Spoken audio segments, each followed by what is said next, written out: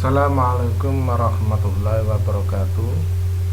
Kita berjumpa lagi dalam video pembelajaran tentang pendidikan agama Islam, materi surat Al-Falaq untuk kelas 5. Video kedua ini kita akan membahas dua hal.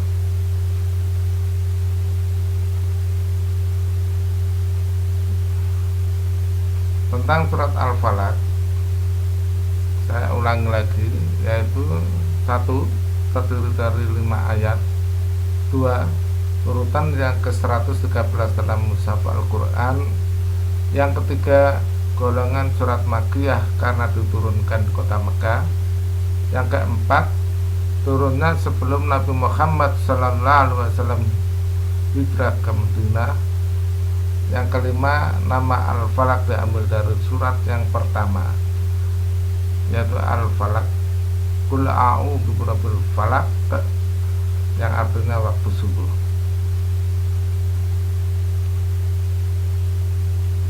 Pada pembelajaran berikut ini kita telah belajar tentang membaca dan menulis Al-Quran. Selanjutnya kita belajar menghafal surat Al-Falaq dengan lancar. Berikut ini adalah surat Al-Falaq. Mari kita baca bersama-sama secara tartil. A'udzubillahi minasyaitonirrajim. Bismillahirrahmanirrahim. Qul a'udzu birabbil falaq min syarri ma khalaq wa min syarri ghasiqin idza waqab wa min syarri naffasati fil uqad wa min syarri hasidin idza hasad. Dalam menghafal sebuah surat di dalam Al-Quran, kunci utama adalah kemauan. Kunci kedua adalah membaca secara terus-menerus berulang-ulang. Baca berulang-ulang ayat demi ayat. Satu ayat kita ulangi 3 kali, 5 kali, 10 kali, terserah Anda mengulang berapa kali sehingga ayat tersebut bisa dihafal dengan baik. Itu kunci daripada menghafal surat di dalam mushaf Al-Quran. Selanjutnya kita membahas tentang kandungan dan pengamalan Quran surat Al-Falaq dalam kehidupan sehari-hari. Yang pertama adalah ayat pertama. Bismillahirrahmanirrahim. Qul a'udzu birabbil falaq. Artinya, katakanlah Muhammad, aku berlindung kepada Tuhan yang menguasai subuh. Qul artinya katakanlah. Yang diperintahkan adalah Muhammad Rasulullah sallallahu alaihi wasallam.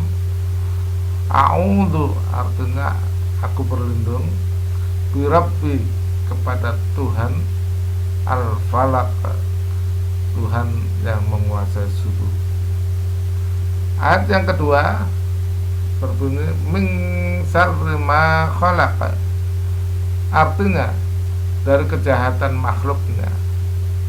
Min artinya adalah dari, syarri artinya adalah kejahatan, ma khalaq makhluk ciptaan Allah. Ayat yang ketiga, wa min syarri ghasiqin idza waqab.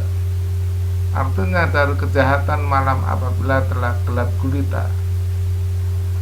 Secara perkata, wa min itu artinya dan dari, syarri artinya kejahatan, ghasiqin artinya malam, idza artinya apabila, waqab artinya telah gelap gulita. Ayat yang keempat adalah wa min syarrin naffasati fil uqad. dan dari kejahatan wanita-wanita tukang sihir yang mengembus buhul-buhul. Arti perkata wamin artinya dan dari, syarri artinya kejahatan, an-nafasati artinya wanita-wanita tukang sihir, bil-uqad artinya yang mengembuskan buhul-buhul. Buhul di dalam tafsir Kemenak disebutkan adalah tukang-tukang sihir dalam melakukan sihir membuat buhul-buhul dari tali, lalu membacakan jampi-jampi dan menghembuskan nafasnya ke buhul tersebut. Ayat yang kelima berbunyi wa min syarri hasidin idza hasada, artinya dan dari kejahatan pendengki bila ia dengki. Arti perkata wamin artinya dan dari, syarri artinya kejahatan, hasidin arti pendengki, idza artinya apabila, hasada artinya dengki. Kandungan daripada surat Al-Falaq tersebut apabila kita simpulkan adalah: satu,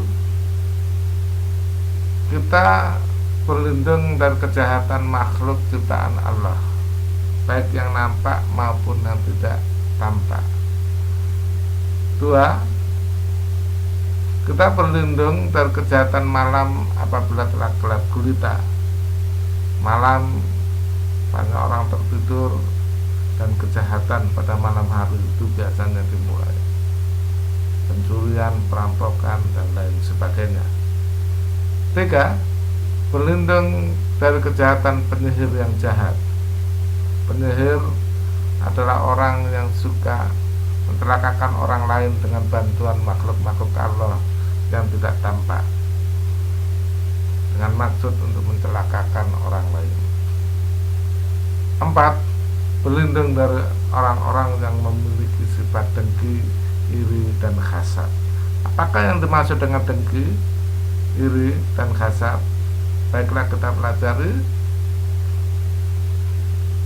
Arti iri adalah suatu sifat yang tidak senang terhadap rezeki dan nikmat yang didapat oleh orang lain dan cenderung berusaha untuk menyainginya. Iri dalam kebajikan sangat boleh, tapi iri dalam keduniawian atau hal-hal yang berkaitan dengan dunia sangat diharamkan oleh Allah Subhanahu wa taala. Dengki adalah sikap tidak senang melihat orang lain bahagia dan berusaha untuk menghilangkan nikmat tersebut. Sifat ini sangat berbahaya karena dia akan selalu merencanakan dan selalu membuat orang itu akan hidupnya sengsara.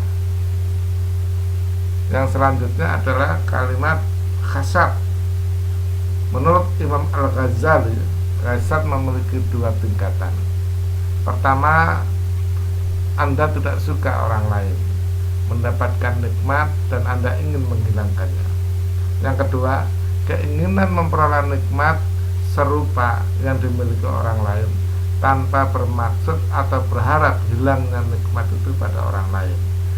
Ini yang biasa disebut dengan istilah ghibah. Hal ini bisa dilihat penjelasannya lebih detail di alamat website ini. Demikian penjelasan kami. Semoga video pembelajaran kami bermanfaat kepada para pelajar, ibu guru, dan lain sebagainya. Terima kasih. Assalamualaikum warahmatullahi wabarakatuh.